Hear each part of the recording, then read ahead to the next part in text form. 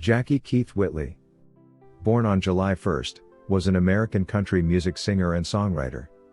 During his career, Whitley recorded only 2 albums but charted 12 singles on the Billboard country charts, and 7 more after his death. Born in Ashland, Kentucky, Whitley grew up in nearby Sandy Hook, Kentucky.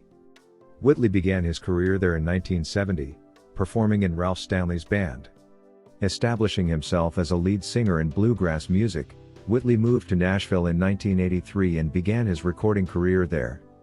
His first top 20 country hit single, Miami, Miami, was released in 1986.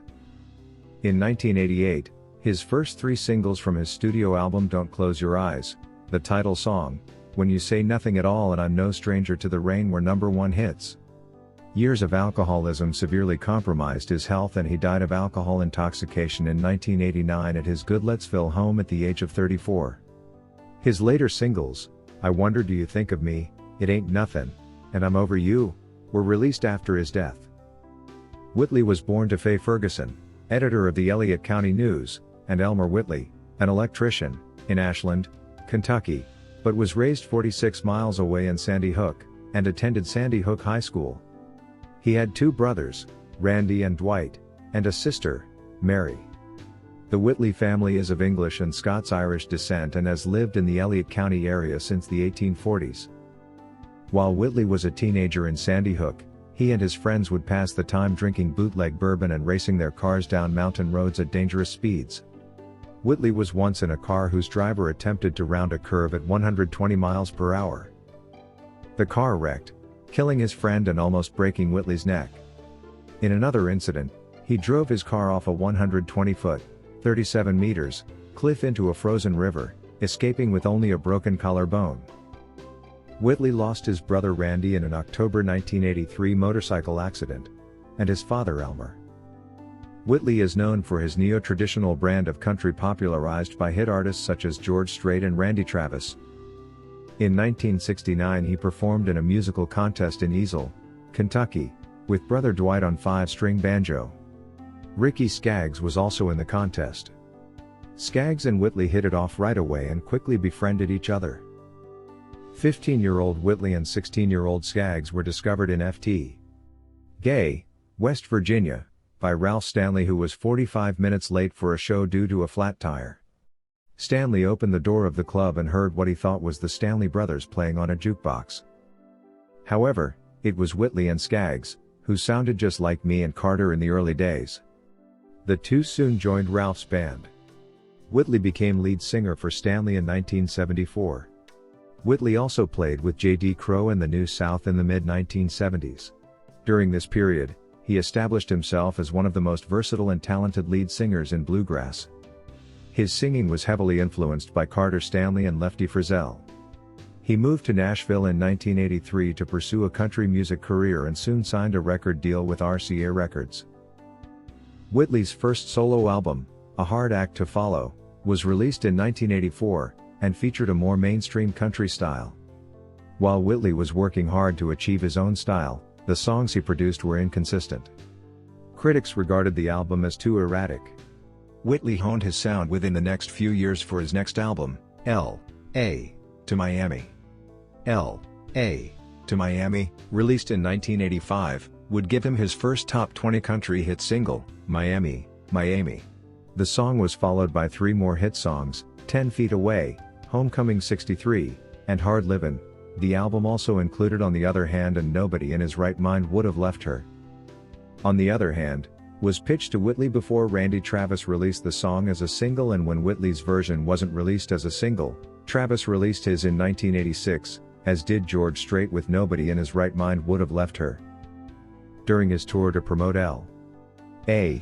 to Miami, he met and began a romantic relationship with country singer Lorrie Morgan. They were married in November 1986 and had their only child, a son, Jesse Keith Whitley, in June 1987. Whitley also adopted Lorrie's daughter, Morgan, from her first marriage. During the new recording sessions in 1987, Whitley began feeling that the songs he was were not up to his standards, so he approached RCA and asked if the project of 15 songs could be shelved. He also asked if he could take a major role in creating the songs and in production. The new album, titled Don't Close Your Eyes, was released in 1988, and the album sold extremely well. The album contained one of the many songs that Whitley had a hand in writing in his years at Tree Publishing, It's All Coming Back to Me Now.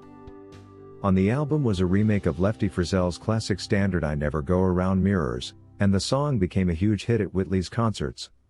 The first three singles from the album, When You Say Nothing at All, I'm No Stranger to the Rain, and the title cut, all reached No. 1 on Billboard's country charts during the autumn of 1988 and the winter of 1989, with the title track Don't Close Your Eyes being ranked as Billboard's No. 1 country song of 1988. Shortly thereafter, I'm No Stranger to the Rain also earned Whitley his first and only Country Music Association award as a solo artist and a Grammy nomination for Best Country Vocal Performance, Male. In early 1989, Whitley approached Sony Music Nashville chairman Joe Galante with the intention of releasing I Never Go Around Mirrors as a single. Galante approved of the musical flexibility that Whitley achieved with the song, however, he suggested that Whitley record something new and more upbeat. The result was a song Whitley had optioned for his previous album called I Wonder Do You Think of Me, and was to result in his next album release. On May 9, 1989, less than 2 months before his 35th birthday, Whitley had a brief phone call with his mother and was later visited by his brother-in-law, Lane Palmer. The two had coffee and were planning a day of golf and lunch, after which Whitley planned to start writing songs for Lorrie Morgan and him to record when she returned from her concert tour. Palmer left at approximately 8:30 a.m., asking Whitley to be ready to leave within an hour. Upon returning, Palmer found Whitley unresponsive on his bed and called an ambulance. Whitley was taken to the hospital where he was pronounced dead. The official cause of death was acute ethanolism, alcohol poisoning. Davidson County Medical Examiner Charles Harlan stated that Whitley's blood alcohol level was 0.47, the equivalent of 21-ounce shots of 100 proof whiskey. He was born in 1954 per his birth certificate and passport, but RCA and his grave marker erroneously recorded his birth year as 1955. The day after his death, Music Row was lined with black ribbons in memory of Whitley. He is buried in the Spring Hill Cemetery outside Nashville.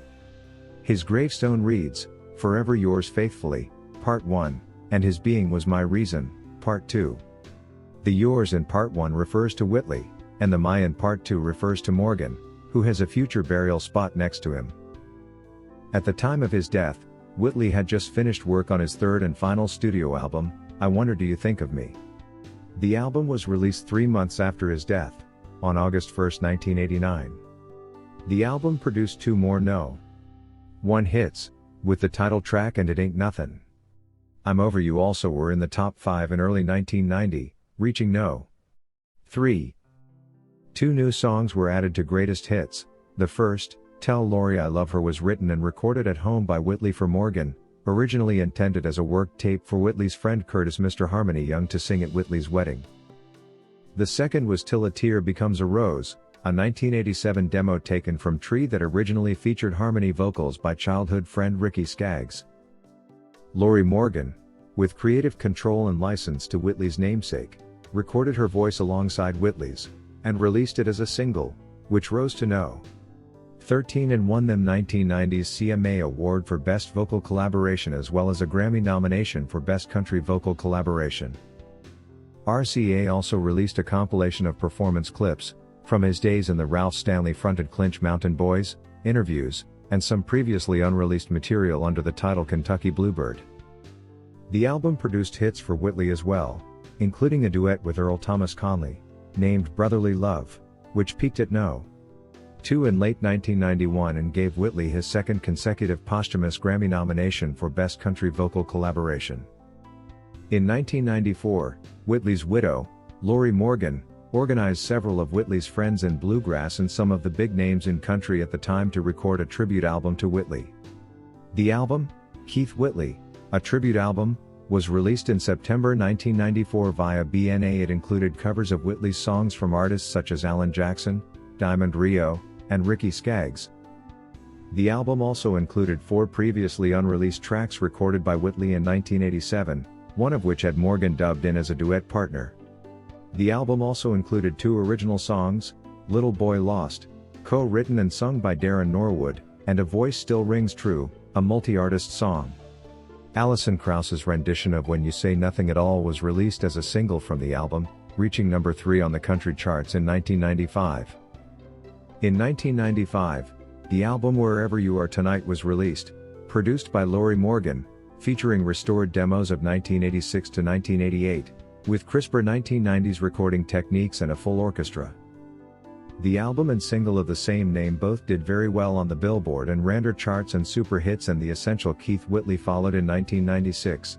The Essential contained the remastered and long since unavailable LP and Whitley's debut, the 6-track A Hard Act to Follow, and a scrap song from 1986's LA to Miami, I Wonder Where You Are Tonight. In 2004, songwriter Jeff Swope began writing a film treatment for a biographical film concerning Whitley's life and death that was shelved in 2006. On April 13, 2010, he announced that pre-production was set to begin again, pending investors. Several film projects depicting Whitley's life were slated.